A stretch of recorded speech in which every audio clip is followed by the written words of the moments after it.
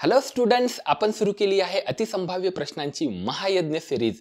आपण बघतोय non technical part, scientific assistant, वरिष्ठ प्रयोगशाळा सहाय्यक किंवा कनिष्ठ प्रयोगशाळा सहाय्यक. आपल्याला माहिती आहे या ठिकाणी नॉन टेक्निकल पार्ट सेमच आहे. आज आहे भाग 4 आणि आपण आज बघणार आहे इंग्लिश या विषयावरचे अतिसंभाव्य प्रश्न. नुसते प्रश्न आपण नेहमीप्रमाणे बघत नाही, त्यांच्यापासून आपल्याला खूप काही शिकायला भेटतंय. त्याचबरोबर ते तर शिकतोयच आपण, पण आपण हॅक करतोय का नेमकं पॅटर्न कसं असतो, क्वेश्चन कसे जनरेट होतात आणि आपण त्याचा आन्सर कसं शोधलं पाहिजे, सगळं बघतोय. हा आहे नॉन टेक्निकल पार्ट.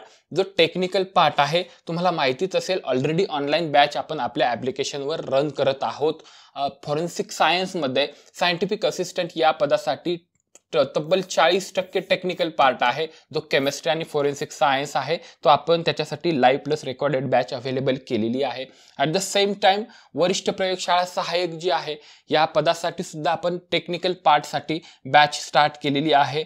तिसरा कनिष्ठ प्रयोगशाळा सहाय्यक याच्यासाठी सुद्धा टेक्निकल पार्टची जी बॅच आहे ती स्टार्ट झालेली आहे. त्याबरोबर वरिष्ठ लिपिक भांडार याच्यासाठी जो टेक्निकल पार्ट आहे त्याच्यासाठी सुद्धा आपण ऑनलाईन बॅच स्टार्ट केलेली आहे. चला, अतिसंभाव्य प्रश्न आपण बघणार आहे. जर तुम्हाला बॅच जॉईन करायची असेल तर गुगल प्ले स्टोअरवरून आपलं ॲप्लिकेशन केमटीच आपण डाउनलोड करू शकता किंवा कॉल करू शकता. चला, महत्त्वाचे प्रश्न आज आपण बघणार आहे. अतिसंभाव्य आहेत, जे प्रिव्हियस इयर क्वेश्चन्स असतात त्याच्यातूनच हे क्वेश्चन्स घेतलेले आहेत. त्याच्यामुळे नेमकं प्रश्न कसे विचारले जातात, आपण कशा पद्धतीने तयारी केली पाहिजे आणि प्रॅक्टिस कशी करायची की 15 सेकंदामध्येच फक्त आपलं आन्सर आपल्याला इझिली भेटलं पाहिजे. जास्त वेळ देत बसायचं नाही. क्वेश्चन इगोवर घ्यायचे तर बिलकुलच नाही. तुम्ही इगोवर क्वेश्चन घेतले तर मग मात्र अडचण निर्माण होईल. चला सुरुवात करूया. चलो देखो अच्छे से. देखो प्रश्न काय विचारलाय. In the following question a sentence has been given in a active oblique passive voice. Out of the 4 alternatives suggested, select the one which best expresses the same sentence in passive oblique active voice. त्यांना असं सांगायचं का खाली एक sentence दिलेला आहे, ते तुम्ही आधी चेक करा का ते ऍक्टिव्ह आहे का पॅसिव्ह आहे. जर ऍक्टिव्ह असेल तर पॅसिव्ह बनवा, पॅसिव्ह असेल तर ऍक्टिव्ह बनवा. भेटलंय का तुम्हाला आन्सर? खूप लेंदी क्वेश्चन असतात बघा, पण आन्सर फार सोपं आहे. आन्सर फार सोपं आहे. फक्त प्रश्न वाचण्यामध्ये आपण म्हणतो की आता अवघड झालंय. डन, भेटले तुम्हाला आन्सर. करेक्ट आहे का कसं चेक करूया. पहिलं बघा काय दिलंय त्यांनी. My mother built this business in 1856. माझ्या आईने हा बिझनेस उभा केलाय 1856 मध्ये. बरोबर. आता पहिलं हे ओळखा की हे ऍक्टिव्ह मध्ये आहे का पॅसिव्ह व्हॉइस मध्ये आहे. कसं ओळखणार. इथं बघा बिल्ट दिलेला आहे, आपल्याला माहिती बिल्ड बिल्ट बिल्ट. बरोबर. V1 V2 V3. आता ना बिल्ट दिलेला आहे. आता आपल्याला याच्या सोबत नेहमी लक्षात ठेवायचं, जर समजा टू बी प्लस V3 वरचं थर्ड फॉर्म जर दिलेलं असेल तर तो पॅसिव्ह व्हॉइस असतो. यामध्ये टू बी आहे का कुठं नाहीये. Was were is M is R काहीच नाहीये. म्हणजे ना हा इथे V2 फॉर्म मध्ये आहे. बरोबर आहे. म्हणजेच आपल्याला ऑटोमॅटिक आता कळलं पाहिजे का हा कोण आहे. हा आहे ऍक्टिव्ह व्हॉइस. बरोबर. हा आहे ऍक्टिव्ह व्हॉइस. कसं ओळखलं बघा. मला काही शोधायचं नाहीये, आपल्याकडे एवढा वेळ द्यायचा नाही आपल्याला की मग ते शोधा, मग याच्यामधला सब्जेक्ट शोधा, ऑब्जेक्ट शोधा, असं नाही करायचं. अगोदर हे ओळखायला सांगितलंय त्यांनी का ऍक्टिव्ह व्हॉइस आहे का पॅसिव्ह व्हॉइस. तर आपल्याला इथं कळतंय की जर टू बी प्लस V3 असेल, बरोबर, म्हणजे टू बीचं रूप असेल एखादं ॲमिजार, वॉज, वेअर, शाल, वेल असं काही असेल तर ते, आणि V3 जर असेल व्हर्बचा थर्ड फॉर्म तेव्हा ते पॅसिव्ह व्हॉइस असतं. इथे आहे का नाहीये. मग इथं बिल्ड पण नाहीये म्हणजे V1 नाहीये, म्हणजे हा झाला V2 फॉर्म, म्हणजे ना पास्ट मधलं सांगितलेलं आहे. बरोबर. आता याचं मला काय करायचं, पॅसिव्ह व्हॉइस करायचंय, काहीच तर नाही करायचंय. या बिल्डचं टू बी प्लस V3 करायचंय. आता बिल्ड म्हणजे V2 फॉर्म आहे. बरोबर आहे. पास्ट आहे म्हणजे एकतर वॉज यायला पाहिजे किंवा वर यायला पाहिजे. या ठिकाणी वॉज, आता बिल्ड बिल्ड बिल्ट बिल्ट, याचं बिल्ट सेमच राहील. V3 तेच आहे, म्हणजे एक तर वॉज बिल्ट किंवा वर बिल्ट असं पाहिजे होतं.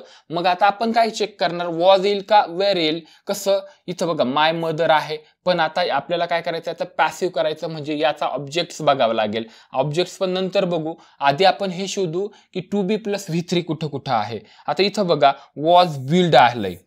आता नेहमी लक्षात ठेवा, वॉज नंतर किंवा कोणतंही टू बीच्या रूप असेल, वॉजवर असेल, एम इज आर असेल, त्याच्यानंतर व्हर्बचं थर्ड फॉर्म यायला पाहिजे होतं की नाही. इथं तर फर्स्ट फॉर्म दिलंय, म्हणजे मुळातच हे सेंटेन्समध्ये ग्रॅमॅटिकली इनकरेक्ट आहे. This business was being built, ING प्रत्यय आला. नेहमी लक्षात ठेवा की जर वॉज आला, बरोबर, जर वॉज आला, वर आला, एम इज आर काही जर आलं टू बीच रूप, याच्यानंतर एक तर काय व्हायला पाहिजे, व्हर्बचं थर्ड फॉर्म यायला पाहिजे, किंवा मग व्हर्बला आयएनजी कनेक्टेड असला पाहिजे.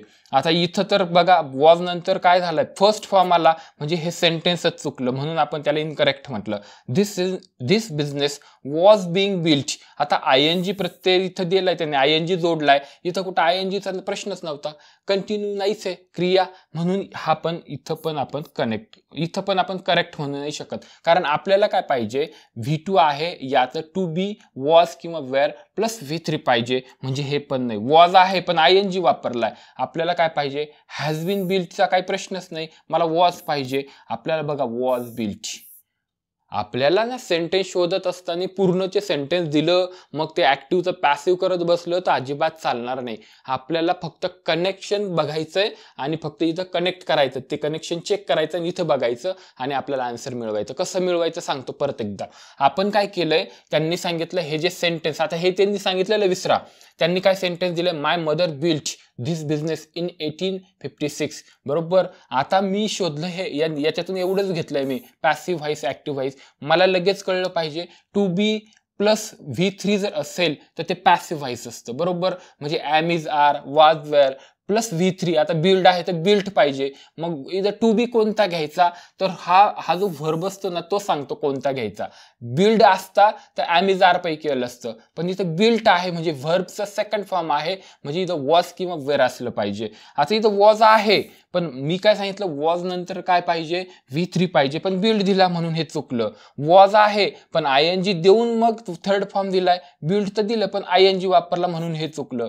हॅज बीन तर काही प्रश्नच नाही, वॉज बिल्ट. आपल्याला भेटला answer. The correct answer is A. This business was built in 1856 by my mother. आता तुम्हाला ना याच्या मागचं ऍक्टिव्ह व्हाईस, पॅसिव्ह व्हाईस शिकवतो. याच्यामध्ये कसं करावं लागतं ऍक्टिव्ह व्हाईस, पॅसिव्ह व्हाईस बघा. याच्यामध्ये ना आता माय मदर काय झाला, सब्जेक्ट झाला. धिस बिझनेस, हा बिझनेस काय झाला, आता धिस बिझनेस हा झाला ऑब्जेक्ट झाला. आता ते शोधायची लगेचच्या लगेच ह्या गोष्टी येत नाही. प्रॅक्टिस मेक्स मॅन परफेक्ट, थोडीशी प्रॅक्टिस करावी लागते. आणि मग हा काय झाला, व्हर्बचा सेकंड फॉर्म झाला. मग आपण काय करायचं असतं, आता ऍक्टिव्ह व्हायचं पॅसिव्ह करताना, समजा मी चोरी केली आणि माझ्याकडून चोरी झाली, बरोबर, माझ्याकडून असं झालं, त्याच्याकडून त्या पोलिसाने चोर पकडला किंवा चोर पोलिसाकडून पकडला गेला, असं कर्तरी आणि कर्मणी प्रयोग मराठीत म्हणतात, तसा हा प्रकार असतो. आता माझ्या आईने 1856 मध्ये हा बिझनेस उभा केला, तर हा बिझनेस माझ्या आईकडून 1856 मध्ये उभा केला गेला, म्हणजे हेच आपल्याला फक्त इंग्लिशमध्ये असं लिहायचं. मग हा झाला ऑब्जेक्ट, धिस बिझनेस उभा केला ना, म्हणजे काय झाला, हा कर्म झालं. मग धिस बिझनेस, मग बिल्ट आहे म्हणून वॉज बिल्ट, कारण भूतकाळाबद्दल V2 आहे ना, आणि टू बी प्लस V3 पाहिजे, म्हणजे was built in 1856 by my mother. अशा पद्धतीने आहे. इन डिटेल नंतर आपण कधीतरी बघू. सध्या प्रॅक्टिस कसं करतोय आपण, क्वेश्चन कसा आला आणि आपण कसं शोधलं. याचा कीवर्ड काय होता, आपण फक्त बघितलं बिल्ट आहे, ऍक्टिव्ह व्हाईस आहे, आणि to be plus V3 passive voice करायचं. मग इथं बिल्ट आहे, V2 आहे, वॉज वर प्लस V3 करायचं होतं. एवढं चेक केलं, आन्सर भेटलं. चला पुढचा प्रश्न बघूया. पुढचा प्रश्न बघा, काय क्वेश्चन आहे. एकदम सिंपल क्वेश्चन आहेत आणि अशाच पद्धतीचे प्रश्न असतात. फक्त आपण काय करतो, खूप इगोवर घेतो आणि मग त्याच्यावर खूप वेळ देत बसतो. जास्त वेळ द्यायचा नाहीये.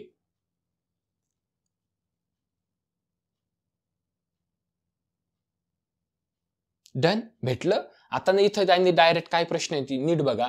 In the following question, out of the given 4 alternatives, select the alternative which best expresses the meaning of the idiom phrase.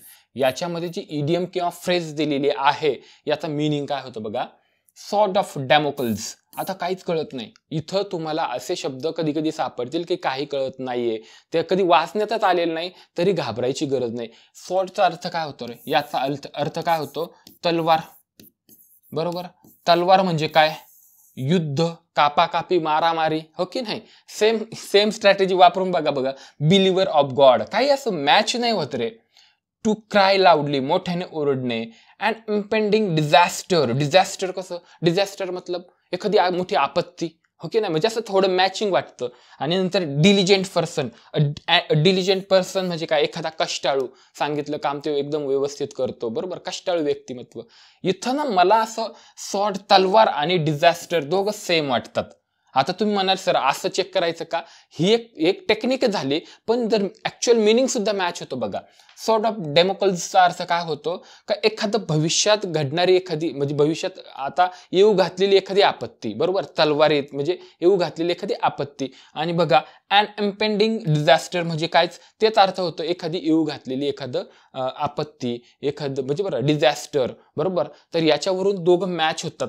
Hence the answer, correct answer is option C, and impending disaster. एखादी येऊ घातलेली आपत्ती, याला आपण impending म्हणतो, बरोबर? भविष्य काळातली ती गोष्ट आहे. कळलं तुम्हाला? अशा आता इथून दोन गोष्टी शिकायला भेटल्यात. एक तर मी कसं चेक केलं, एक दुसरी गोष्ट आता तुम्हाला लक्षात ठेवावं लागेल का या इडियमचा अर्थ होतो काय होतो मराठीमध्ये लक्षात ठेवा, आणि इंग्लिशमध्ये अँड इम्पेंडिंग डिझास्टर. डन. हे दोन गोष्टी इथं घेऊन आपल्याला पुढे जायचं आहे. तिसरा प्रश्न बघा, थर्ड क्वेश्चन, थर्ड वन.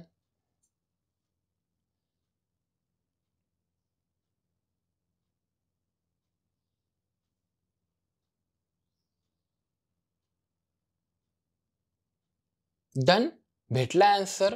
चला आपण आता काय करणार आहे, आता आपल्याला इथं खूप शिकायला पण भेटणार आहे. नेहमी बऱ्याचदा प्रत्येक एक्झाम मध्ये अशा पद्धतीचे क्वेश्चन असतात. What is the question? Choose the word that can meaningfully substitute the underlined part of the sentence. इथं जो अंडरलाईन केलेला आहे ना पार्ट, याचा वन वर्ड सबस्टिट्यूशन आपल्याला बघायचा आहे. He killed his own mother to acquired her property. म्हणजे स्वतःच्याच आईची प्रॉपर्टी हडप करण्यासाठी त्याने स्वतःच्या आईला मारलं, असा त्याचा अर्थ होतो. एवढं काही सेंटेन्सवरून काय ओळखायची गरज नाही. लक्षात ठेवा, स्वतःच्या आईला मारायचं एम आहे, मदर आहे की नाही? मदर, म्हणून लक्षात ठेवा. आता पहिली गोष्ट हे लक्षात ठेवा, साइड का मतलब होता है, साइड म्हणजेच काय? हत्या करणे, एखाद्याचा वध करणे, मारून टाकणे, ठार मारणे, बरोबर? आता साइड म्हणजे ते कळलं का तुम्हाला? मग नेहमी साइड म्हणजे मारण्याची क्रिया आहे, बरोबर? आता एम म्हणजे मदर, इथं बघा एम मॅट्रिसाइड म्हणजे काय? आईची हत्या करणे. कळलं का? किती सिंपल होतं, बरोबर? आणि पॅट्रिसाइड बघा, पी म्हणजे आपले पप्पा, सगळे नेहमी म्हणतात फादर, बरोबर? पॅट्रिसाइडचा अर्थ होतो वडिलांची हत्या करणे. पुढे आहे, हे दोघं मात्र कन्फ्युज करणार आहेत तुम्हाला. इथून तुम्ही लक्षात ठेवणार आहे, पप्पा पॅट्रिसाइड म्हणजे वडिलांची हत्या करणे, मदर मॅट्रिसाइड. पॅट्रिसाइड आणि मॅट्रिसाइड मध्ये तुम्हाला अडचण येणारच नाहीये. अडचण कुठे येते? इथं फ्रॅट्रिसाइड आणि फिलिसाइड. फ्रॅट्रिसाइडचा अर्थ काय होतो? फ्रॅट्रिसाइड म्हणजे काय? की स्वतःचे भाऊ किंवा बहिणीची हत्या करणे, बरोबर? फ्रॅट्रिसाइडचा अर्थ होतो, इथं लक्षात ठेवावं लागेल ना, इथं डेडिकेटेडली लक्षात ठेवावं लागेल स्पेसिफिक. फ्रॅट्रिसाइडचा मतलब काय, मिनिंग काय असतं? की स्वतःच्या भावाची किंवा बहिणीची हत्या करणे. आणि फिलिसाइड म्हणजे काय? की आपले स्वतःच्या मुलगा किंवा मुलीची हत्या करणे. एवढं मात्र तुम्हाला इथे दोन्हीमध्ये लक्षात ठेवायचं. फिलिसाइड म्हणजे मुलाची किंवा मुलीची हत्या करणे, आणि फ्रॅट्रिसाइड म्हणजे भावाची किंवा बहिणीची हत्या करणे. मदर तर सिंपल आहे मॅट्रिसाइड, पी वरून आपण ते फादर वडिलांची हत्या करणे लक्षात ठेवू. फक्त फिली म्हणजे काय आणि फ्रॅट्री म्हणजे काय? फ्रॅट्री म्हणजे भाऊ किंवा बहीण, फिली म्हणजे मुलगा किंवा मुलगी, आणि साइड म्हणजे काय? हत्या करणे. सिंपल होतं. चला पुढचा प्रश्न बघूया. नेक्स्ट क्वेश्चन देखो.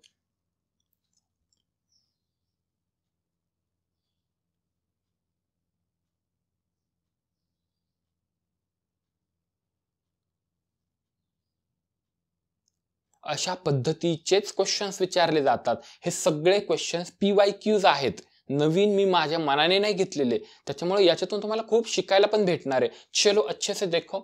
Choose the word that can meaningfully substitute the underlined part of the sentence. खाली एक सेंटेन्स दिलंय त्यांनी, आणि त्या सेंटेन्स मध्ये ना आपल्याला जो अंडरलाईन वर्ड आहे ना, तर तो चेक करायचा आहे. बघा, the practice of marrying multiple spouses which is forbidden in many countries. बऱ्याचशा कंट्रीज मध्ये एकापेक्षा जास्त लग्न करणं, बरोबर, आणि बायका नवरे असं स्पाउसेस हे करणं हे अलाउ नाहीये, फॉरबिडन आहे, मान्य केलेलं नाहीये, त्यांनी फॉरबिड केलेलं आहे असं त्यांना सांगायचं. एवढं डिटेल आपल्याला काय बघायचं नाही.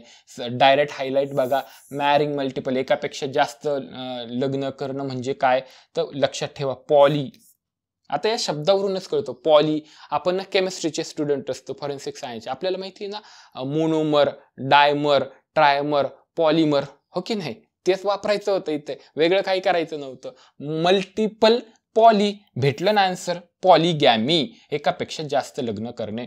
पण आता याच्यावरून आणखी शिकायला पण भेटतं की बाकीचे शब्द त्यांनी हे वर्ड्स हेच का घेतले. तर मोनोथेइस्ट म्हणजे काय, जसे मुस्लिम असतील किंवा ख्रिश्चन असतील त्यांच्यासाठी मोनो म्हणजे वन, एकच देवतेचं पूजन करतात, बरोबर आहे. मग तसं त्यांना म्हणतात मोनोथेइस्ट, म्हणजे एकच देवदेवता मानतात आणि त्यांचं पूजन करतात, ते मोनोथेइस्ट असतात. इथं कळलं. अल्ट्रुइस्ट म्हणजे काय, काय एखादा परोपकारी मनुष्य. परोपकारी म्हणजे काय, a person who CARES about others, जो दुसऱ्यांची काळजी घेतो, दुसऱ्यांना मदत करतो, अशा पद्धतीने मदत करतो की परत त्याच्याकडून उपकाराची परतफेड वगैरे त्याची काय इच्छा नसते. परोपकारी व्यक्तीला अल्ट्रुइस्ट म्हणायचं.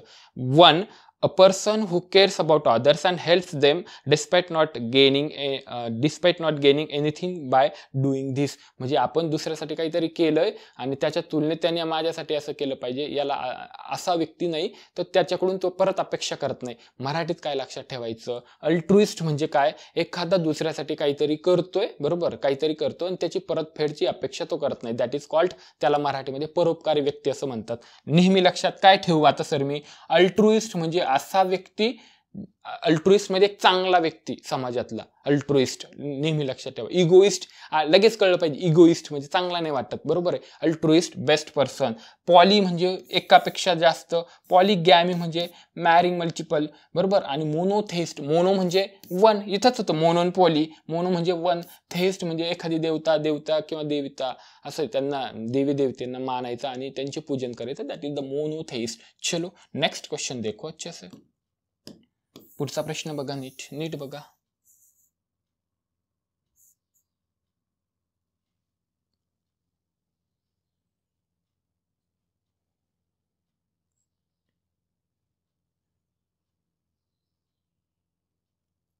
हा प्रश्न नॅरेशनवर विचारला आहे. Narration is also called direct indirect speech. समजा आपण एखाद्या डायरेक्ट इनडायरेक्ट, समजा एखाद्याने दोघांचं बोलणं चाललं आणि तो तिसऱ्याने ऐकलं आणि तो दुसऱ्याला येऊन कसं सांगा, तो तिला म्हणत होता, अशा पद्धतीने इनडायरेक्ट नॅरेशन त्याला म्हणतात, इनडायरेक्ट स्पीच म्हणतात.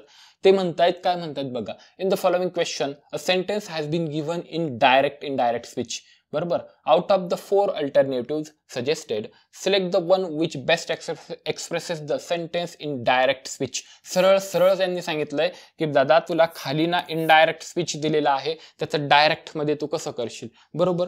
काय सिंपल आहे, काय जास्त डोकं नाही लावायचं. या प्रश्नामधून तुम्हाला एक क्ल्यू देऊन ठेवतो का कसं शोधायचं. लक्षात ठेवा, नॉट टू स्पीक हे इनडायरेक्ट नॅरेशन मध्ये असतं, म्हणजे इनडायरेक्ट स्पीच असतं.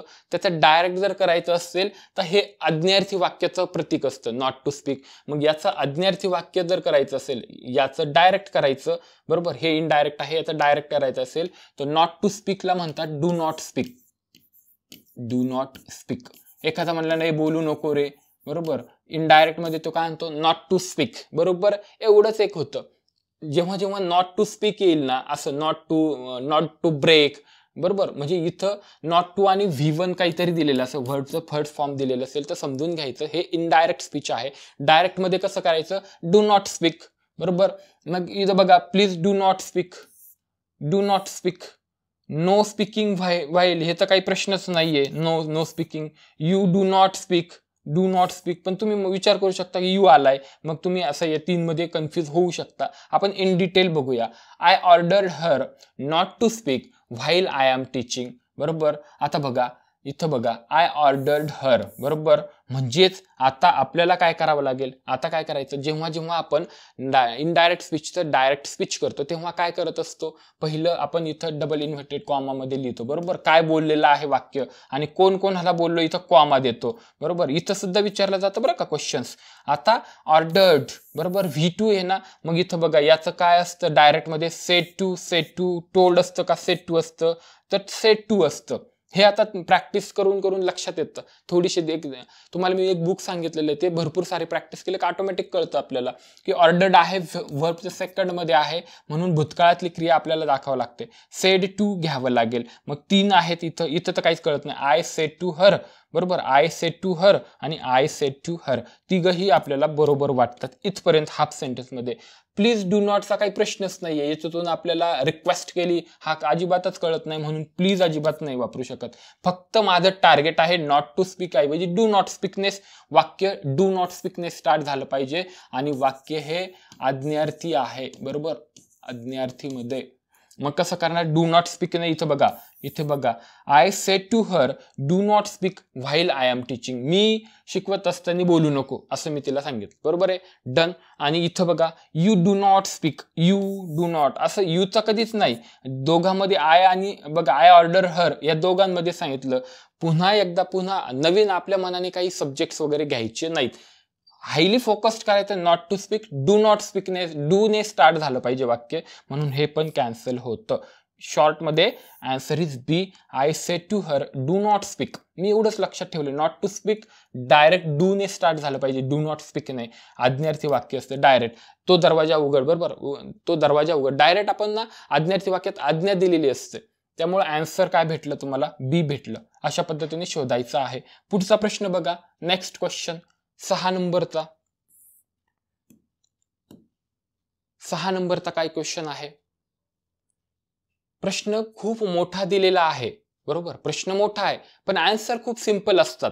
त्याच्यामुळे प्रश्न बघितल्यानंतर पहिलं जर हातपाय गळाले की समजून घ्यायचं आपला लॅक ऑफ कॉन्फिडन्स झाला. आता मात्र आपले चुकण्याचे चान्सेस वाढतात. ती फार महत्वाची स्टेज असते. भेटलं का तुम्हाला आन्सर? काही नाही हो, याच्यात त्यांनी काहीच दिलेलं नाही. हा प्रश्न आहे आणि उत्तर शोधायचं. पण हा काय ते बघू आपण. In the following question a sentence has been given in active oblique passive. आता तुम्ही शोधा म्हणतोय ते ऍक्टिव्ह आहे का पॅसिव्ह.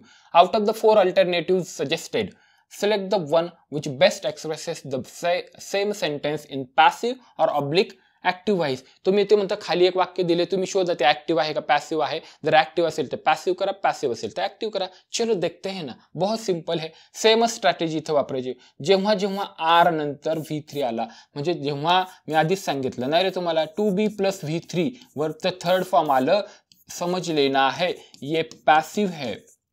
काय समजायचंय? ये पॅसिव्ह है. मग याला ऍक्टिव्ह करायचंय, बरोबर, ऍक्टिव्ह करायचं. काय करायचंय? फक्त टू बी उडवायचंय आणि V3 आहे तर तिथं मग आपल्याला चेक करायचं का तो V1 घ्यायचा का V2 घ्यायचा, बरोबर आहे. ते कोण सांगतं V1 घ्यायचा का V2 घ्यायचा? हा टू बीच सांगतो. टू बी काय दिलाय? आर दिलाय. आर दिला म्हणजेच काय? वर्तमान काळातली क्रिया आहे, बरोबर. मग इथं काय करणार आपण? इथं आर दिला म्हणजे डायरेक्ट इथं V1च असलं पाहिजे. कळलं का तुम्हाला? अशा ट्रिक शोधायच्यात. आता बघा V1 मग इथं स्टोलनचं V1 काय असतं?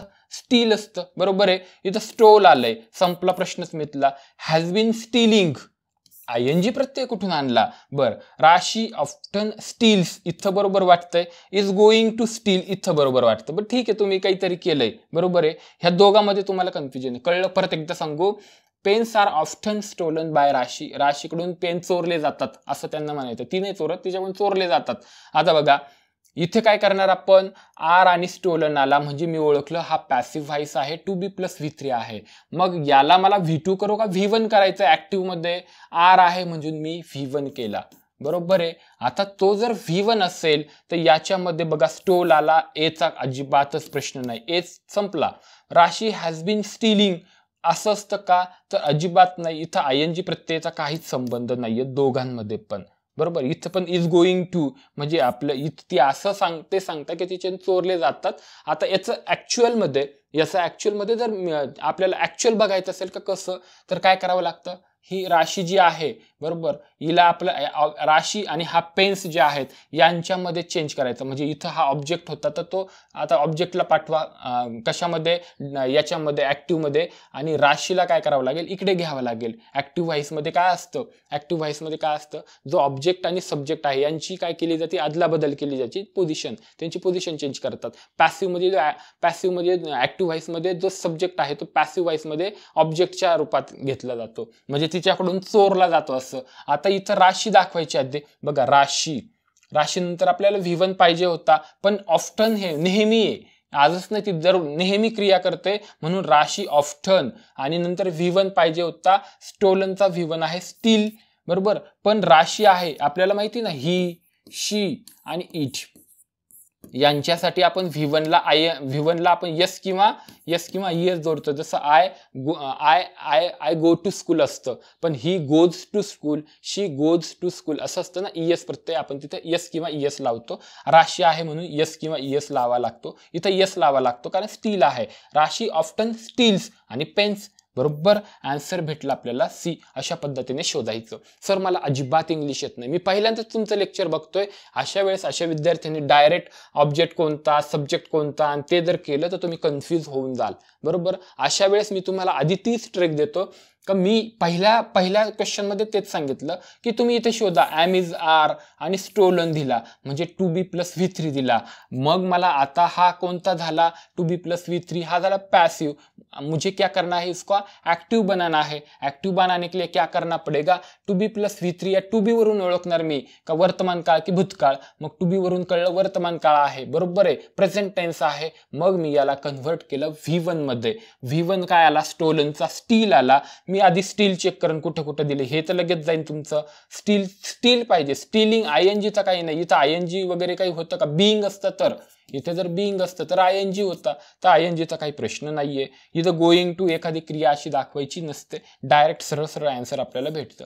थोडेसे एक तुम्हाला जे बुक दिलं त्याच्यातून एक भरपूर सारे रिव्हाइज केले ना तुम्ही क्वेश्चन, ऑटोमॅटिकली समजायला लागतं. त्याच्यासाठी स्पेशल इंग्लिशचं पुस्तक घेऊन मग शिकून असं करायला आता एवढा काही वेळ आपल्याकडे नाही. चलो नेक्स्ट क्वेश्चन देखो अच्छे से. पुढचा प्रश्न काय आहे, एकदम सिंपल क्वेश्चन आहेत. काय question, choose the correct synonym. अरे वा, सिनोनिम शोधायचं आहे. सिनोनिम म्हणजेच काय, समानार्थी शब्द शोधायचा आहे. कशाचा शोधायचा आहे, डेमॉन्स्ट्रेट. बर, synonym of the underlined word from the given option. Earth demonstrates the importance of being ironic. म्हणजे अर्थ काहीतरी दाखवून देते, एखादी दाखवून देण्याची क्रिया आहे हे, बरोबर. म्हणजे डेमॉन्स्ट्रेट करण्याची, बरोबर. हा पेन उलटा करा ना, मग मी असं दाखवून दिलं, डेमॉन्स्ट्रेट करणे, बरोबर. एखादी जी गोष्ट आहे म्हणजे ना एखादा उदाहरण देऊन दाखवणं, बरोबर. त्याला म्हणतात एखादी गोष्ट दाखवून द्यायची क्रिया करणे, दॅट इज द डेमॉन्स्ट्रेट. डेमॉन्स्ट्रेटचा काय मिनिंग होतो बघा, तर डेमॉन्स्ट्रेटचा मिनिंग होतं सबस्टॅन्शिएट. आता लक्षात ठेवा, डेमॉन्स्ट्रेट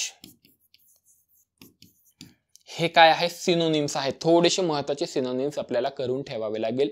सेंटेन्स वरून मिनिंग कळतो आणि ते मिनिंग मध्ये हे वर्ड चेक करायचे का त्याचा काय अर्थ होतो. आता अर्थ आपल्याला दाखवून देते का, the importance of being ironic हे दाखवून देते डेमॉन्स्ट्रेट. इथं चॅलेंजेस टाकलं का, अर्थ challenges the importance of being ironic, नाही मॅच होत. आपल्याला हे शब्द या जागेवर टाकून बघायचे आणि सेंटेन्सचा मिनिंग सेम वाटतो का एवढं जरी कळलं तरी आपल्याला शोधावं लागेल. आपल्याला तर MCQ सॉल्व्ह करताना आधी असं तर नाहीये की निगेटिव्ह मार्किंग आहे, ते आपल्याला ते आन्सर देणंच आहे. त्यावेळेस तुम्ही काय करायला पाहिजे की हे जे काय वर्ड्स आहेत ते इथं प्लेस करून बघायचे याच्या जागेवर आणि कोणता मॅच वाटतं ते बघा. जसं चॅलेंजेस मॅच नाही होत, अर्थ challenges the importance of being ironic तर नाही. डेमॉन्स्ट्रेट करणं, एखादी गोष्ट दाखवून देणं, बरोबर. तर चला पुढचा बघूया.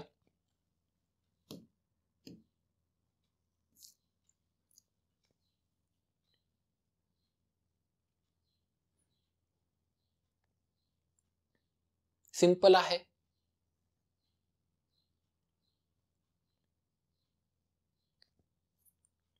Find the part of the given sentence with an incorrect spelling of a word.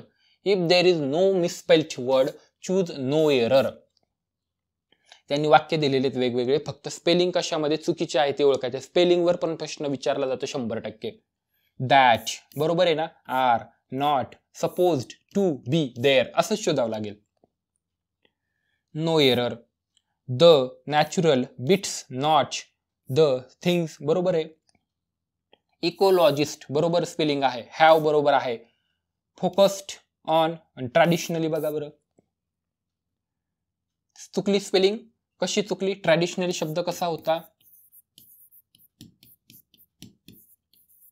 Double L पाहिजे की नाही, डबल एल, इथे डबल एल पाहिजे होता, इथे काय आला, सिंगल आला. आन्सर काय इथे, मग त्यांनी सांगितलंय की याच्यामध्ये कुठे एरर आहे, तर इथे एरर आहे. सिंपल आहे. एक एक शब्द नीट बघायचा, स्पेलिंग बघायची आहे. याच्यामध्ये काही रॉकेट सायन्स नाही. तुम्ही सायन्सचे स्टुडंट्स असता, आपण सायन्सचे स्टुडंट आहे, ऑलरेडी आपल्याला प्रॅक्टिस झालेली असते. खूपदा आपण ट्रॅडिशनली शब्द आपण हाताखालून गेलेला असतो, त्यामुळे इझिली आपल्याला समजून जातं. याच्यात काय वेगळं बघायची गरज नव्हते. डन. चला पुढचा प्रश्न बघा. नेक्स्ट क्वेश्चन देखो. काय क्वेश्चन विचारलाय बघा.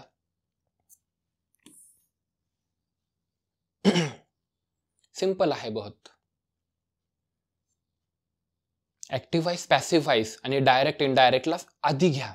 बऱ्याचदा ना आपण सगळ्यात शेवटी अभ्यास करतो इंग्लिशमध्ये आणि त्याच्यावरच क्वेश्चन जास्त विचारतात ते. बघा, in the following question, a sentence has been given in direct indirect speech. Out of the 4 alternatives suggested, select the one which best expresses the same sentence in indirect direct speech. सेमच केले त्यांनी. आधी हे ओळखा तुम्ही direct आहे की indirect आहे. डायरेक्ट असेल तर इनडायरेक्ट शोधा आणि इनडायरेक्ट असेल तर डायरेक्ट शोधा. कसं शोधायचं डायरेक्ट इनडायरेक्ट? अजिबात रॉकेट सायन्स नाही. जर इथे कॉमा दिलेला असेल आणि तो बोललेला इथं डबल इन्व्हर्टेड कॉमा मध्ये दिलेला असेल तर समजून घ्यायचं हे डायरेक्ट स्पीच आहे. क्या है ये? डायरेक्ट स्पीच है. आता इनडायरेक्ट बनवायचंय. Himesh says to me, I am your only option. तो मला म्हणतोय मी तुझा एकुलता एक ऑप्शन आहे, तुला दुसरा काहीच ऑप्शन नाहीये. बघूया. सेज टू जेव्हा जेव्हा येतं तेव्हा आपण काय करतो? टोल्ड नाही वापरत बरं का. आपण टोल्ड नाही वापरत, आपण टेल वापरतो. पण आता नेहमी आत्ताच सांगितलं तुम्हाला, जर ही, शी आणि इट आलं तर आपण गोज म्हणतो का? ही गो टू स्कूल म्हणतो का? नाही, गोज म्हणतो. म्हणजे त्याला यस किंवा ईएस प्रत्यय लावतो. इथं तर ईएस किंवा ईएस लावलेलाच नाहीये, इथं तर टोल्ड दिलंय. दोघं गेले ना. आपला आन्सर कुठे आहे? इथे आहे किंवा इथे आहे. बरोबर आहे. अशा छोट्या गोष्टीतून आपल्याला पण म्हणजे ऑटोमॅटिक ऑप्शन एलिमिनेट होतात. त्याच्यासाठी आपल्याला ती टेक्निक जमली पाहिजे. बघा, Himesh says to me, Himesh आता टोल्ड म्हणणार का आपण? नाही. हिमेश म्हणजे ही, शी, इट. बरोबर. नेम असेल तर आपण टेल्स म्हणतो, टेल नाही म्हणत. मग बघा इथे tells me, Himesh tells me, Himesh tells me that. आता दॅट इथं आपल्याला वापरावं लागतं, आपल्याला माहिती आहे. आपल्याला थोडीशी प्रॅक्टिस तर करावीच लागेल. I am your only option. तो काय म्हणतोय आता? हिमेश म्हणतो ही is my only option. He was आलंय. वॉजचा काय प्रश्न होता? ॲम आलाय ना इथे. इथे ॲम आला, इथं वॉज कसं येईल? म्हणजे हे पण चुकला. आन्सर आहे correct option number B. Himesh tells me that he is my only option. बरोबर. I am your only option. आता हे ज्याला सांगितलंय ना, हिमेश ज्याला म्हणला, मला म्हटला, तर आता मी सांगतोय का तो मला काय म्हटला की तो माझा एकुलता एक ऑप्शन आहे. बरोबर. ही इज माय ओनली ऑप्शन. अशा पद्धतीने शोधावं लागेल. इथं थोडंसं ना नॉलेजची गरज होती. इथं तुम्हाला टेक्निक वापरून तुम्हाला जमत नव्हतं. कारण ना इथं काय होतं की इथं तुम्हाला ती प्रॅक्टिस असेल तरच म्हणजे तशा पद्धतीने क्वेश्चन टाकला होता. पण इथं तुम्ही ऑप्शन एलिमिनेट करू शकत होतात. कसे? सेज टू आहे म्हणून टेल पाहिजे होतं, टोल्ड नव्हतं पाहिजे. सेड टू असतं, इथं जर सेड टू असतं तर टोल्ड पाहिजे होतं, मग तुमचं तर डायरेक्ट आन्सरच भेटलं असतं. पण ते काय करतात? सेज टू आहे म्हणून टेल्स टाकलं. टेल्स पाहिजे होतं, टेल टाकला म्हणजे हे गेलं. म्हणजे ऑलरेडी तुम्ही 50% मध्ये आला. कोणतंही ऑप्शन द्या, कोणतं बी द्या किंवा डी द्या, 50% तुमचं बरोबर होतं. बरोबर. अशा पद्धतीने हा क्वेश्चन सोडवायचा होता. चला बरं लास्ट क्वेश्चन बघूया. व्यवस्थित बघून घ्या, याला व्यवस्थित टॅकल करा. सिंपल क्वेश्चन आहे बहुत.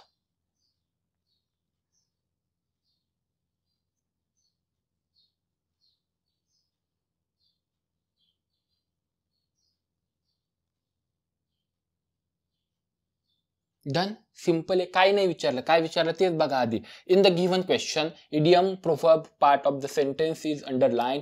Choose the option that can correctly substitute that part of the sentence making it meaningfully correct. If the idiom proverb is used correctly, choose no correction required as your answer. म्हणजे ना आपल्याला काय करायचंय, खाली check करा आणि या ठिकाणी जी अंडरलाईन केली इडियम किंवा फ्रेज आहे ना, तर या हे करेक्ट यूज झाली का नाही ती पहिली बघा. बरोबर. आणि जर नसेल, जर झाली असेल तर मग काय म्हणायचंय, नो करेक्शन रिक्वायर्ड. आणि जर समजा म्हणजे बघा पॅटर्न कसा केला, आणि जर समजा ही करेक्ट यूज नसेल झाली तर मग काय करेक्ट यूज करायची ती बघा. एकदम सिंपल आहे, ही प्रॅक्टिस तुम्हाला करावी लागेल. कसं करणार, क्वेश्चनवरूनच. क्वेश्चनच शोधा. अंडर द वेदर म्हणजे काय, अस्वस्थ, बरोबर, अस्वस्थ होणे किंवा अनवेल कंडिशन, बरोबर, नॉट वेल किंवा अनवेल कंडिशन. बघा, I feel unwell during winter season. Winter season मला ना अस्वस्थ वाटतं, चांगलं नाही वाटत, फिलिंग चांगले येत नाही, बरोबर, सेम वाटतं ना. याचा अर्थ काय, अंडर द वेदरचा अर्थच होतो का फिलिंग अनवेल, बरोबर, अस्वस्थ वाटण्याची क्रिया. मग या ठिकाणी बरोबरच आहे. Hence no correction is required. The weather is under, काय अर्थ होतो बरं, अजिबात नाही. Under the dog, the weather under, काहीच अर्थ नव्हता. नेहमी लक्षात ठेवा, असं जे आता इथून तुम्हाला समजा माहिती नाहीये अंडर द वेदर या शब्दाचं, याचा अनवेल असतं, अस्वस्थ असतं हे माहित नाही, कसं शोधायचं बघा. समजा मला हे काहीच माहित नाही सर, आणि आता मी काय करू, मी अजून इंग्लिशच्या बाबतीत फार कच्चा आहे. अंडर द वेदर असेल ना तर याचेच वेगवेगळे जे अर्थ येतात ना पर्यायामध्ये, काहीतरी त्यालाच बदलून, तर अजिबात तसं नसतं, बरोबर. तो आपण मराठीमध्ये सुद्धा बघितलं, तो शकुनी मामा म्हणतो. शकुनी मामा म्हणजे काय, तो शकुनीचा असलेला मामा, असं आहे का, अजिबात नाही. त्याच्यातून काहीतरी वेगळा अर्थ प्रतीत होत असतो.